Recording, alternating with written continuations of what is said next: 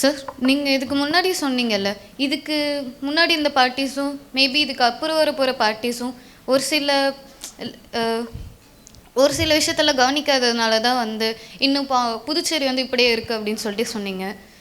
அதுக்கு எல்லாத்துக்கும் நான் வந்து ரீசன் வந்து எங்களை மாதிரியான ஸ்டூடெண்ட்ஸ்ன்னு நினைக்கிறேன் சார்.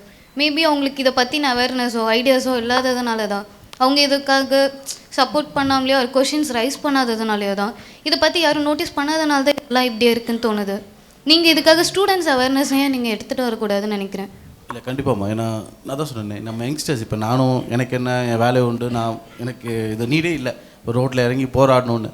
பட் எவ்வளோ நாள் தான் நம்ம இப்படியே இருக்கிறது? ஏன்னா நம்மளும் ஒரு பாயிண்ட் ஆஃப் டைம் நம்ம கேள்வியே கேட்கலன்னா யாரும் பதில் சொல்ல போகிறதில்ல. நம்மளுக்கு வேணுங்கிற விஷயத்த நம்ம தான் சண்டை போட்டு தான் நம்ம ஒரு விஷயத்த நம்ம எடுத்துக்க முடியுமே தவிர நமக்கு ஏதோ நடக்குது நம்மளுக்கு என்னங்கிற ஆட்டிடியூட் நமக்கு இருக்கக்கூடாது. So as you rightly said, நம்ம வந்து இளைஞர்களும், ஏன்னா நாளைக்கு நம்மளோட நம்ம இதோடு முடிய போகிறதில்ல. நம்ம அடுத்த ஜென்ரேஷன் இருப்பாங்க, அடுத்த ஜென்ரேஷன் நம்ம என்ன விட்டுட்டு போனோம், அவங்களுக்காக நம்ம என்ன செஞ்சுட்டு போனோம். இப்படி இந்த மாதிரி ஒரு என்வரான்மெண்ட்டை போய் அவங்களை விட்டுட்டு போனோம்னா நம்மளுக்கு வந்து அது ஒரு மனசாட்சி உறுத்தும். அதுதான் one of the my first reason for getting into politics. இன்னொன்று வந்து நம்ம சொன்ன மாதிரி ஏன் இதே சிங்கப்பூரில் வந்து ஏன் இவ்வளோ டிரான்ஸ்ஃபர்மேஷன் நல்லாயிருக்கு, எல்லாத்தோட லைஃப் லாங்கிவிட்டி நல்லாயிருக்கு. இன்றைக்கெலாம் பார்த்தா கிட்னி வந்து இங்கே வாட்டர் சரியில்லாமல் கிட்னி நிறைய பேர்த்துக்கு அஃபெக்ட் ஆகி சீக்கிரம் இறந்துட்டுருக்காங்க, டயாலிசிஸ் அதிகமாக பண்ணிட்டுருக்காங்க.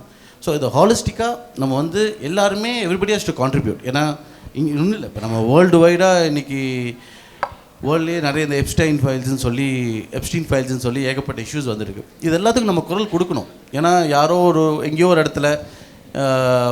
ஒரு இடத்துல யாரோக்கு நடந்த ஒரு விஷயம் நம்ம கடந்து போயிட முடியாது. நம்ம கண்டிப்பாக as youngsters we have to raise a voice. ஏன்னா இவ்வளோ நாள் நம்ம ஃப்ரீடம் வாங்கி தந்தவங்களே எல்லாம் அவங்க உயிரை தியாகம் செஞ்சு தான் வாங்கி தந்துருக்காங்க. ஸோ அப்படி இருக்கும்போது இந்த ஃப்ரீடமோ இந்த லிபர்ட்டியை வந்து நம்ம ஸ்பாயில் பண்ணிடக்கூடாது. We have to raise as a youngsters, we have to raise a voice to get our rights. Actually sir, நான் எப்படி நினைக்கிறேன்னா, எனக்கு வந்து டெவலப்மெண்ட் வந்து எஜுகேஷன் சைடு ஃபஸ்ட்டு வேணும்னு தோணுது. ஏன்னா அவேர்னஸ் பற்றி எங்களுக்கே ஃபஸ்ட்டு ஐடியா இல்லை.